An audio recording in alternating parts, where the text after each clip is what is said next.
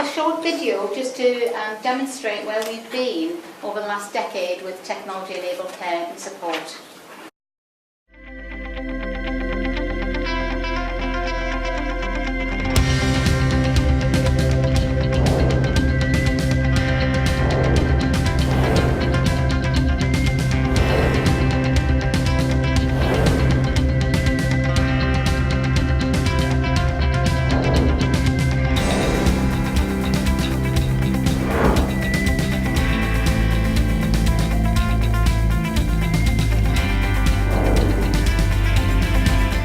I've been Managing Director there for the since last May. It's almost a year, but my background is in service delivery in Newcastle.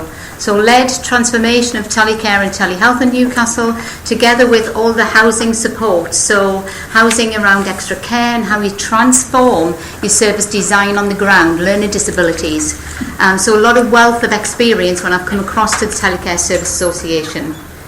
Who are we? We are the membership body for the UK with over 377 members, with all your key players from industry, from service provision, from your universities, from infrastructure partners, so a wealth of experience all working together. And the TSA and the industry have drove some of the technology into the marketplace over the last decade. Is that the right answer?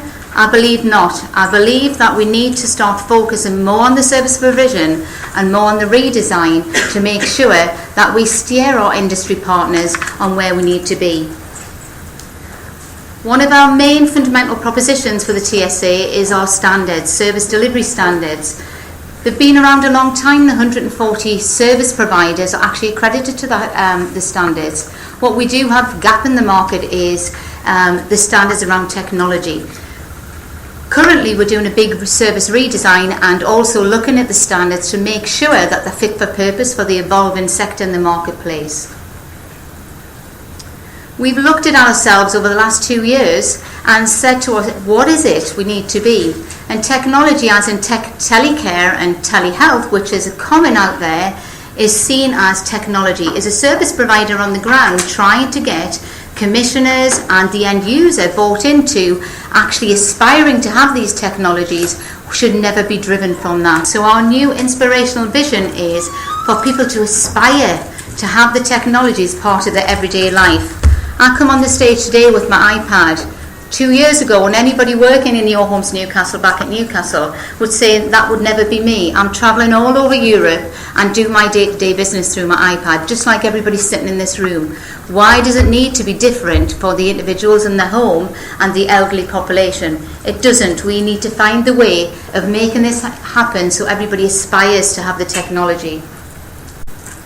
So policy, I don't want to go into all of this because we all know what the policy is, but the Health and Social Care Act really focuses on joined up care. So the mandate's been launched to join up care. What does that really mean? So legislation around new standards and electronic data sharing, it's a minefield. And really there is some myths around the sharing of information, and it's mainly us in this room. So professionals who choose not to share information, yet the individuals tell us something different. National issues, lots of them on there. We all know what the national issues are. We've run out of money, haven't we? We cannot sustain our health and social care with the current budgets we have, so we've got to make cuts. But the big Better Care Fund that's coming out, 3.8 million, seems like a heck of a lot of money, doesn't it? It's not real money, it's not new money in the system, it's money that's there that has to be delivered differently. And the government for the first time are saying go out and deliver it differently and see how you as individuals delivering services on the ground can work better together to get that joined up care. The key focus in integrated care, if you look at all of that, it's about transformation. We hear those words all of the time. What does transformation of health, housing, social care, third sector really mean? Is it focusing on the individual? Because that's where we believe, TSA, myself, my personal opinion, is it needs to focus back at the root of the individual. What do they want? How do they aspire to grow old? Single pool budgets, it's all difficult, but if you look at that key focus on there, shared information, shared staff, shared money and shared risk, The 4 key elements is something that is priority if we're really all going to work together in the future, and that fundamentally goes back to the legislation, but it's how we do it. Personalisation agenda has been around. We've talked about it for many years about how do we make that, give choice and control back to the individuals. How much have we went back out to those individuals that are coming up to the services or carers or families and actually asked them, what does choice and control mean to you? I've done a lot of work back up in the northeast about what it does mean, and it's very basic services they want. It's personal services, it's one-to-one services that tailor to their needs. Not something that's put in on discharge from hospital and remains there at a high level cost to your social care budgets and your health budgets. It's something that's flexible, that flexes to their needs. Self-directed support will be something in the personalisation budget. It'll be something that the individual wants themselves. It won't be from a shop front that says that's all we've got to give, and we have to really start looking at what does that mean on the ground. So what's this for the market? If we look at all of this and we make a personal and flexible services on the ground, what does it actually mean to the marketplace? Well, it means that our individuals in the community are the commissioners of their own care. Now that's a completely different ethos to what we've been used to. We provide services and we expect that that's enough. Well, it's not anymore. Individuals should have a right that they can actually choose what is right for them. So every single person in that community can make and tailor those services to them individually. TSA has been doing a lot of work with lots of industry partners and lots of strategic partners in the UK, in England, over the last 8 months. There's few in the room here today, where 3 Million Lives had a very negative, everybody thought negatively about it. It was led by industry and they did a lot of really fantastic work. It's now in NHS England and they've changed it to technology-enabled care services. What a completely different focus, where it's not fundamentally just about health anymore. It's about the third sector. It's about how we tailor those services to the individuals. The National Delivery Plan, you'll have all heard that Simon Stevens came in on the 1st of April. He'll be launching the delivery plan for England. We're very far behind from our partners up in Scotland, where they have a delivery plan on it. It's really steering ahead. England lost their way for a bit. We need to get back on track. And I believe the TEX programme is certainly a way on the right direction of getting us there. The key things for us on a service delivery point of view, I can only speak for Newcastle and some of our members, is around commissioning and procurement. It's really, really difficult to get commissioners to understand what technology can actually do in the service redesign. One key element in that is metrics and measures. We talk about measurement. We've just introduced to say government policy measurement. What are we measuring? Everybody measures something different. The TEX programme, and you'll have NHS England coming tomorrow to speak to Annie Thompson, will talk to you about what that programme is and what we're actually going to measure. And information governance. If we're really going to make a tailored, bespoke, individual services for the end users, we need to start sharing information. Don't let's make the excuses anymore that I work in housing, so I can't share with social care or health. I work in health, so I can't share with social care. We need to share for the individual, and there's nothing stopping us from doing that. We just need to communicate effectively and get robust information governance standards that will support us to do that. NHS England will be launching some commissioning shows, and I'm sure all of you will be really keen to get in front of GPs. How can we get GPs and CCGs to see the light? How can we actually get them to see that technology will support them in their service delivery and actually delivering fantastic services on the ground? Now, the commissioning shows will have all of the key players that have been involved in TEX on those road shows. So please watch this space. It's coming, and we're really going to go out there and engage nationally, the whole team, the whole strategic group of TEX out in the communities, and link that very closely to the integrated pioneer sites across the country, because they're doing some fantastic work, but it needs to be aligned to the TEX programme.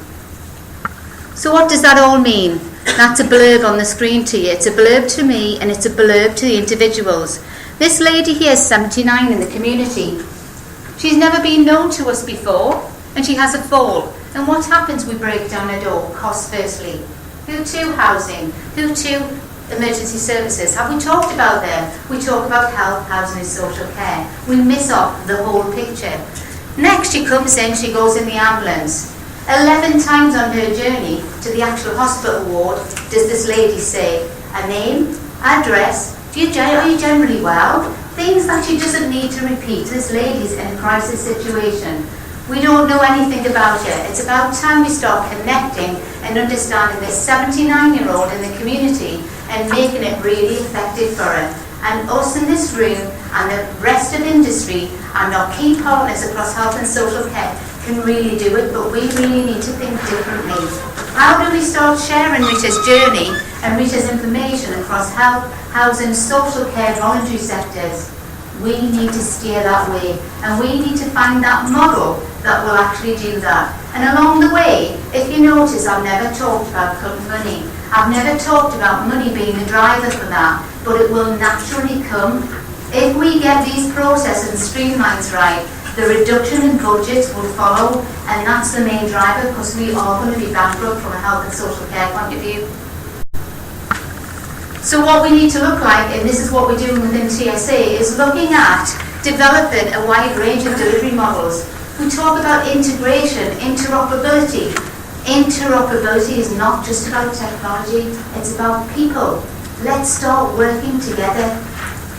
Smart cities, it's about the wider context of the community. It's about your local authorities linking in their digital plans, linking in the service redesign, but having the health and wellbeing board really tasked with making a difference in the community. So when you look at what an individual wants, wouldn't it be fantastic if we could stand here next year or the year after and say, as an individual, I'm being able to plan my care with people who work together, to understand me and my carers, allow me control and bring together services to achieve the outcome that are important to me. Alyson Bell. Alyson Bell, who's diabetic, who needs maybe some support in the community. I'm 48. I might need support, but who looks at me as an individual? Not very often. This is a tiny diagram. I'm not seeing, I can see lots in the room. That's followed by journey within Dallas. That's worked with me in Newcastle. But this is a model of care that actually focuses on, we generally, if you look at the far right-hand side here in level 3, we're focusing all of our health budgets and social care budgets on the high level of support. We never really then get to somebody has a package, do we take it off them? No. Do we encourage them to come back into prevention through technology-enabled care and support? No. And that's the point we need to get to, that we can actually get somebody staying well. So if somebody has an episode in the very middle of that diagram, and we encourage them to continually self-manage, and if we get to that point through technology, people will not see technology as the first point of contact when we're trying to reduce and take people away. This will also allow us to do so much more bespoke one-to-one services in the community.